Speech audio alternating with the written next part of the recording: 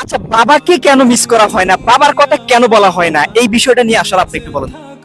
দেখেন, আমরা যে আমরা ছেলে মানুষ, ছেলে বলতে আমিও একদিন বাবা হব। ওভারঅল আমরা যখন বাচ্চা থাকি, যখন ছোট থাকি, তখন থেকে আমাদের ছেলেদের লাইফটা এমন একটা পর্যায়ে এসে পড়ে। এখনো আমরা অবিবাহিত, যারা অবিবাহিত আছে, এখন থেকে আমরা চিন্তা করতেছে, আমাদের মাইন্ড চেঞ্জে ঘুরতেছে এই জিনিসটাই, যে লাইফে কিছু একটা করতে হবে। সেম আমার বাবা এক সময় যখন তার ফ্যামিলিকে রাইখা বাইরে গেছে কর্মস্থানের জন্য, যে কোনো কাজ করছে, ফ্যামিলিতে ছেলে মেয়েদেরকে এত সময় দিতে পারে না। আমিও একদিন বাবা হব, আপনিও একদিন বাবা হবেন, ফ্যামিলির ওই সময়টা দিতে পারবেন না।